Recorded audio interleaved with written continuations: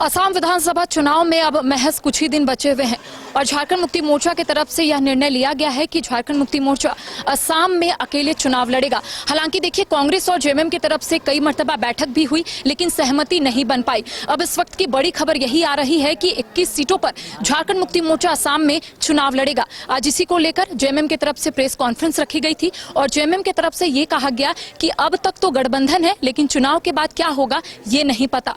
आखिर ये जो बयान है ये किस ओर संकेत कर रहा है, आज इसी को लेकर हम चर्चा करेंगे। हमारे साथ हमारे वरिष्ठ सहयोगी मदन मौजूद है। मदन से बातचीत करते हैं कि मदन, आज जेएमएम की तरफ से जो बयान आता है ये कहा जाता है कि महागठबंधन अभी है लेकिन चुनाव के बाद क्या होगा ये नहीं पता, तो ये जो बयान है ये किस ओर संकेत कर रहा है? देखिए, अब एक तरह से कहें तो इशारों में बड़ी बातें जो है वो कही है आज केंद्रीय महासचिव जेएमएम के सुप्रियो भट्टाचार्य ने। ये चुनाव क्या असम के चुनाव के बाद साथ हैं, असम के चुनाव तक ही साथ हैं, या फिर जो 2029 में विधानसभा का चुनाव होगा झारखंड को लेकर के, झारखंड विधानसभा चुनाव, उसमें उस घड़ी तक साथ रहेगा, ये एक बड़ा सवाल उन्होंने आज छोड़ा है। तो लेकिन देखिए, परिस्थिति ये क्यों बनी है, इसके पीछे अगर चीज़ों को समझने की कोशिश करें तो ये दूसरा मौका होगा जब गठबंधन में पहल कांग्रेस की ओर से नहीं की गई, या फिर जो एक सम्मानजनक सीटें होती है वो नहीं दी गई, या फिर जो उचित प्लेटफॉर्म पर बातचीत होनी चाहिए वो नहीं हो पाई। इसको हम इस तरह से देखेंगे कि जो तस्वीरें निकल कर आनी चाहिए थी कि राहुल गांधी या फिर सोनिया गांधी से मुलाकात हो, मल्लिकार्जुन खड़गे से हेमंत सोरेन जी की मुलाकात हो, कल्पना सोरेन जी की मुलाकात हो, और तब जब बातचीत हो और एक रास्ता निकाला जाए कि नहीं ठीक है आप हम लोग अलग अलग ही राह होगा, तो ये प्रयास जब नहीं हुआ, वो तस्वीरें निकल कर नहीं आई, तो इससे माना जा सकता है कि कांग्रेस की तरफ से भी एक स्ट्रेटजी बनाई गई कि नहीं, हम अपने वरीय नेताओं तक नहीं मिले, या हम अपनी बात जो है सिर्फ प्रदेश अध्यक्ष तक असम के और फिर जो झारखंड के प्रभारी हैं उनके स्तर तक ही बातचीत रखी जाए।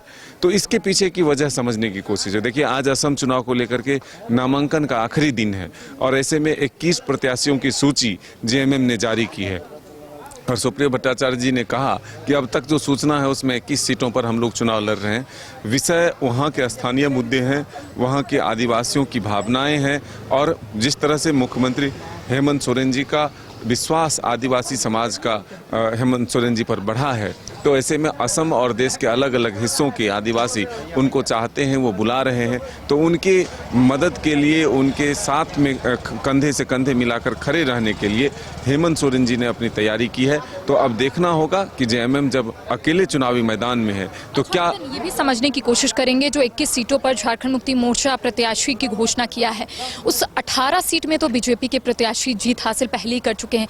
कितना लगता है, कितना मुश्किल होने वाला है झारखंड मुक्ति मोर्चा के लिए? क्योंकि अभी आपने सुना कि जो केंद्रीय महासचिव है सुप्रियो भट्टाचार्य, उन्होंने कहा कि चूंकि कैसे वहां पर विस्तार होगा, पार्टी कैसे पैठ झारखंड मुक्ति मोर्चा बनाएगा, इसको लेकर उन्होंने बयान दिया है कि वहां पर हमने तो कुछ काम किया है और उसका फल जो आने वाले समय में आएगा। क्या लगता है कितना मुश्किल होने वाला है झारखंड मुक्ति मोर्चा के लिए? देखिए, अब उनके लिए खोने के लिए कुछ नहीं है, वो अपनी ज़मीन तलाश रहे हैं वहाँ पर। जेएमएम अपने पार्टी का विस्तार करना चाहती है और जीत हार परिणाम बाद में आएंगे, लेकिन अगर वो चुनाव लड़े ही ना तो वो हारेंगे कैसे और जीतेंगे कैसे, तो ये एक बड़ा विषय है। और कई राजनीतिक दलों ने ऐसे ही शुरुआत की अपने विस्तार को लेकर के, तो यही माना जा रहा है कि जेएमएम भी असम में अपने पैर पसार रही है और जो तैयारियाँ या फिर जो अब तक की रिपोर्ट है उसके हिसाब से 21 सीटों पर अपना प्रत्याशी दिया है। अब नुकसान किसे ज़्यादा होगा, इसका बेनिफिट किसे मिलेगा, ये जब परिणाम आएंगे। सवाल है, चूंकि बिहार में जब विधानसभा का चुनाव चल रहा था उस वक्त भी झारखंड मुक्ति मोर्चा को सीट नहीं मिली। अब असम में चुनाव, असम में भी झारखंड मुक्ति मोर्चा के लिए चुनाव लड़ रहा है। जब बिहार में सीट नहीं मिली थी उस वक्त जेएमएम के कई वरिष्ठ नेताओं ने कहा था समीक्षा बैठक होगी। क्या वो समीक्षा बैठक की जो बात कर रहे थे, और असम में जो धक्का लगा है अभी जेएमएम को, क्या अब समीक्षा बैठक होगी इन तमाम चीजों को लेकर कि कैसे आगे सरकार चलाना है? आखिर सत्ता परिवर्तन की जो बात कही जा रही है, क्या चांसेस लग रहा है? देखिए, सरकार में जब पार्टियां रहती है तो वो बहुत चीज़ों को आगे पीछे सोच कर निर्णय लेती है। चुनाव के वक्त उन्हें लगा था कि नहीं, समीक्षा करके आरजेडी को बाहर कर दिया जाए, लेकिन जो वर्तमान हालात हैं, जिन वादों और विश्वास के साथ वो चुनाव जीत कर आए, ऐसे में किसी दल को तुरंत बाहर कर देना, कहीं ना कहीं लगा कि नहीं ये सही नहीं है, जनता में मैसेज सही नहीं जाएगा, इसलिए थोड़ी देर हुई। लेकिन असम में जो परिस्थितियाँ पैदा हुई, बिहार के बाद अब असम में भी कांग्रेस के साथ अगर गठबंधन में नहीं है जेएमएम, तो इसके पीछे की वजह समझना होगा। क्या स्ट्रेटजी है कि बीजेपी को सीधे तौर पर आदिवासी वोट काटकर नुकसान पहुंचाया जाए, इसलिए जेएमएम और कांग्रेस साथ नहीं हुआ?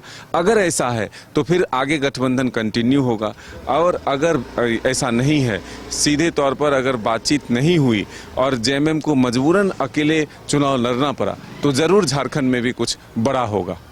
तो देखिए, असम विधानसभा का चुनाव है और ऐसे में झारखंड मुक्ति मोर्चा की तरफ से ये दावे किए जा रहे थे कि महागठबंधन के तहत ही चुनाव लड़े जाएंगे, लेकिन अब जेएमएम की तरफ से ये निर्णय लिया गया है कि जेएमएम वहां अकेले चुनाव लड़ेगा, जिस वजह से 21 प्रत्याशियों के नाम की घोषणा जो है वो हो गई है। थोड़ी देर पहले प्रेस कॉन्फ्रेंस रखी गई और इसमें केंद्रीय महासचिव सुप्रियो भट्टाचार्य ने स्पष्ट तौर पर यही कहा कि झारखंड में महागठबंधन की सरकार है, लेकिन चुनाव के बाद क्या होगा ये नहीं पता। और इसके साथ ही असम में चुनाव है, तो ऐसे में हम कह सकते हैं झारखंड मुक्ति मोर्चा पूरे तरीके से तैयार है। लेकिन सवाल ये उठ रहे हैं कि अगर झारखंड मुक्ति मोर्चा के लिए चुनाव लड़ रहा है तो किसे डेंट मारेगा और इसके साथ ही किसकी परेशानी बढ़ेगी। तमाम अपडेट हम अपने दर्शकों तक पहुंचाएंगे। फिलहाल सहयोगी नूतन के साथ Karishma Sinha, news by scope, Ranchi.